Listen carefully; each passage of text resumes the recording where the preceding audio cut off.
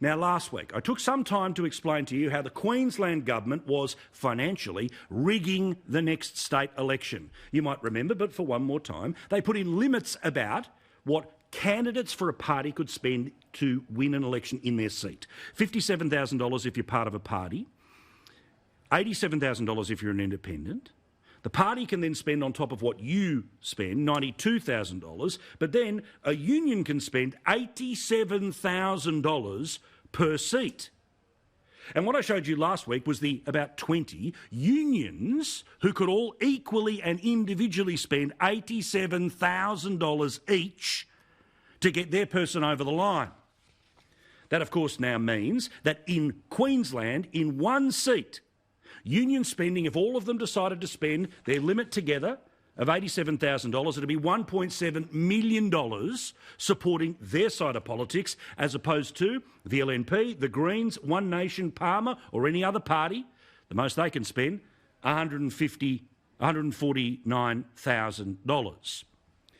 Now, I give you this retread because guess what's happening?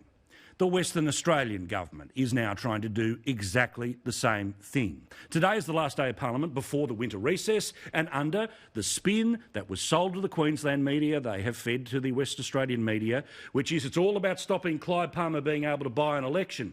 Well, guess what? Exactly the same system where the unions are treated as completely independent, despite the fact that, of course, they are 50% of the say in who are the candidates and what is the platform, the people who get to go to state and national conference, so you can be a member of the CFMEU, you can be part of the Labor Party, but apparently you can then campaign as a completely independent entity.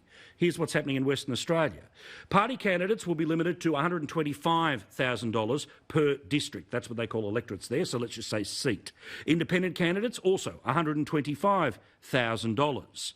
Unions and third parties, now they're limited to what they can spend across the state, and that will be $2 million. But have a look at this. This is the number of unions that exist and are registered right now with the Industrial Commission in Western Australia. It's about 25, and I've left some off the list because it was line ball about whether they were still active or not. So what does this now mean? This now means that the combined political spending power across Western Australia of the union movement, of a political party, is $8.1 million. If all the unions wanted to spend their limit, it's $56 million. Honestly, think about this. You thought Queensland was crook.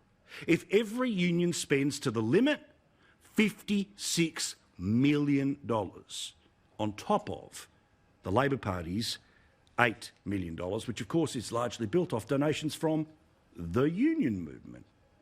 And just to make this nice and crystal clear to people about the connection between the Labor Party and their political arm, here's a story from Victoria, where in Victoria, Labor and the unions are fighting for the right to influence their party.